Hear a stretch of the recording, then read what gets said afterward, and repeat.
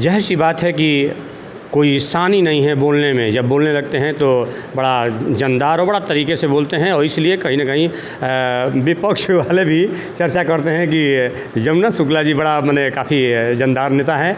लेकिन प्रश्न ये आ रहा है कि कांग्रेस ने बहुत कल कारखाना, जबकि यहाँ अलाउड ही नहीं है कि रोहतास ज़िला और कैमूर ज़िला दोनों ही धान के कटोरा कहा जाते हैं, और इसमें कोई भी परमिशन ही नहीं मिल सकता कल कारखाने लगाने के लिए। उसके बावजूद भी लगे और चले भी, लेकिन दुर्भाग्य रहा आज कुछ उसमें से, मैं तो नाम नहीं लेना चाहूँगा, बीजेपी के भी लोग थे जिनको उनको काफ़ी जो है तहस नहस किया कंपनी कल कारखाने को, लेकिन आज जो है बिल्कुल योद्धा बने बैठे हैं।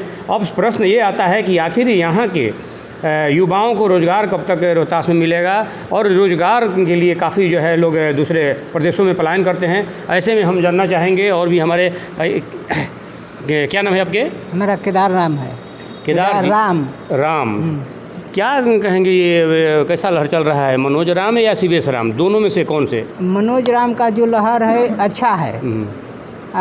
चिनारी विधानसभा है या सासाराम लोकसभा जी, ये दोनों है। चिनारी विधानसभा में तो काफ़ी है और लोकसभा में ज़्यादा है, लेकिन हम लोग गरीब परिवार से आते हैं जहाँ पर कि बहुत काफ़ी महंगाई हो चुका है। बच्चों का एडमिशन कराने के लिए ऑनलाइन किया जाता है, उसमें 400 रुपया लगता है। अब बताइए, जिसको ऑनलाइन एडमिशन के लिए करता है तो 400 रुपया देता है, तो एडमिशन के लिए वो कितना रुपया देगा? चलिए, ये मैं पूछ रहा हूँ कि शिवेश क्यों नहीं, मनोज क्यों? मनोज इसलिए कि कांग्रेस जो है गरीबों के लिए बहुत सा काम किया, उसमें गरीबों के लिए बहुत से माने उसमें मिलता था माने सुविधाएं। आज महंगाई काफ़ी हो गया है, इसलिए नाखुश है।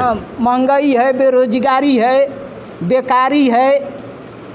जैसा कि एक चीज़ तो ज़रूर देखा जा रहा है, सभी जगह मैं यहाँ जा रहा हूँ, लोग कह रहा है कि नहीं, गरीब कमज़ोर किसान के लिए भाई बेहतर है कांग्रेस। लेकिन क्या वही कांग्रेस फिर दोबारा जो है फॉर्म में आएगा, या अब बदला कांग्रेस भी नज़र आएगा? मोदी जी ने सिखला दिया है लोगों को। आपने जो देखा है पिछले 10 वर्षों में, हमें तो हंसी आती है। मोदी जी कहते हैं 70 वर्षों में कुछ है ही नहीं। मोदी जी ने कहा, आपको स्मरण पत्रकार महोदय होगा, आपको स्मरण होगा कि ये कहते थे कि 70 वर्षों में कांग्रेस ने क्या यहाँ किया। अपनी डिग्री बताए, पहले 8वां बताए, 10वां बताए, फिर वो 12वीं बताए। मैं तो कहता हूँ कि आप पोस्ट ग्रेजुएट हैं, लेकिन कांग्रेस ने जब कुछ किया ही नहीं था तो आपकी डिग्री किस कॉलेज की है? मैं तो मानता हूँ कि आप पोस्ट ग्रेजुएट हैं, पोस्ट ग्रेजुएट रहिए। आप कह रहे हैं, हम मानते हैं आपको, लेकिन किस यूनिवर्सिटी से आपको डिग्रियाँ मिली थी? आपने किया क्या 10 वर्षों में? 10 वर्षों में भारत को बेचने के अलावा हमारे पुरखों की अर्जित संपत्ति को आप दिनों दिन बेच रहे हैं, और बेच के अपना पीठ थपथपाते हुए कह रहे हैं हम भारत का विकास कर रहे हैं। यही भारत का विकास है? रेलवे बेच देना, सेल बेचना, भेल बेचना, एयरटेल बेचना, आप एयरपोर्ट बेचना, आपने सब कुछ तो बेच ही दिया। बचा क्या भारत में?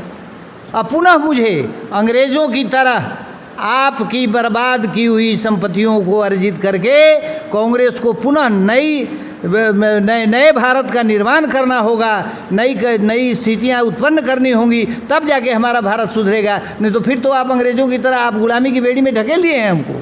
चूँकि कांग्रेस के आप पुराने योद्धा कहें या काफ़ी अनुभवी नेता हैं, और चिनारी में आपका काफ़ी, मैं देख रहा हूँ कि बोलबाला आज भी कायम है, तो अगर मनोज राम जीतते हैं तो युवाओं के लिए क्या पुनः डालमिया नगर चालू होगा, या कोई नया कल कारखाना कुछ इसके लिए भी काम होगा? मनोज राम के करने से पहले हमारी कांग्रेस, हमारा आला नेता जिसे युवराज कहते हैं, हमारे प्रधानमंत्री युवराज की स्थिति में आज वो हैं, हैसियत अपनी रखते हैं युवराज की। 8,500 करोड़ के जहाज़ पर चढ़ते हैं। क्यों? जहाज़ नहीं था हमारे पास।